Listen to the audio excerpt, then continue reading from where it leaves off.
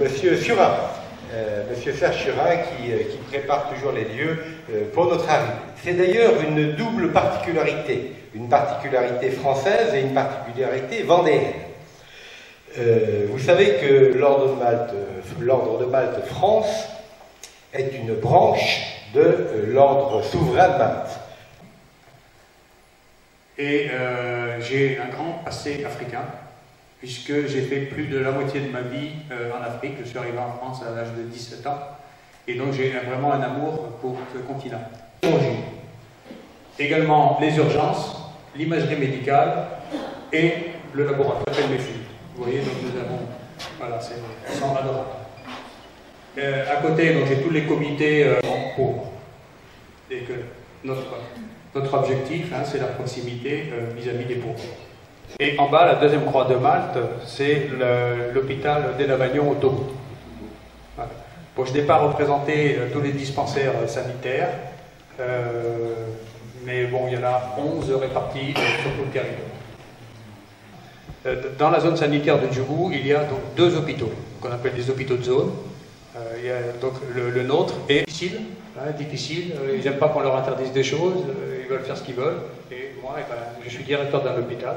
Comme je leur ai dit, et l'hôpital, ce n'est pas l'annexe du marché de Djougou. Donc, dans un... Et ça, c'est très important.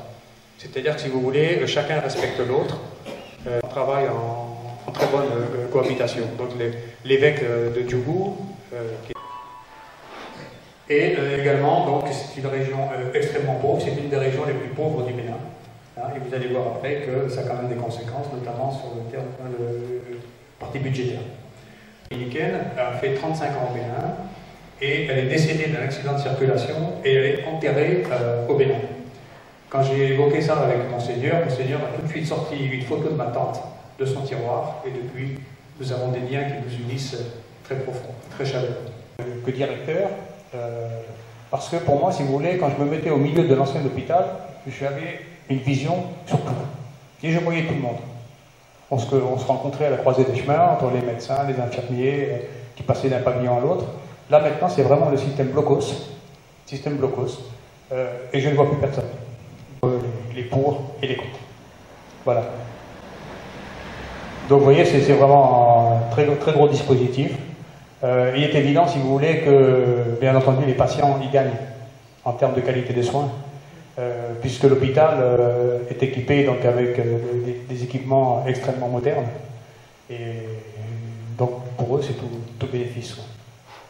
Parce que je ne vois pas pourquoi mes patients auraient déménagé dans un hôpital dans lequel la qualité des soins aurait été inférieure. La technique dont je vous ai parlé, qui a été signée en 2015, le directeur général avait demandé que 40% des agents d'hôpital soient des agents de l'État. Et je lui dis là...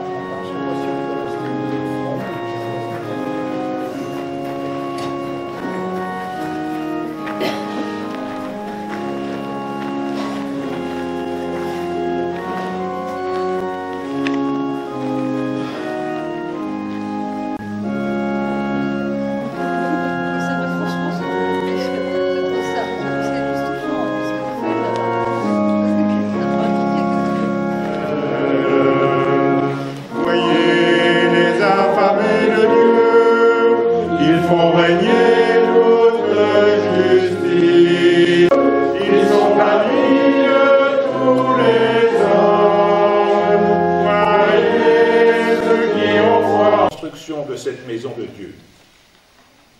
Les dépenses de ces gens leur seront remboursées exactement et sans interruption sur les fonds royaux, c'est-à-dire sur l'impôt de la province.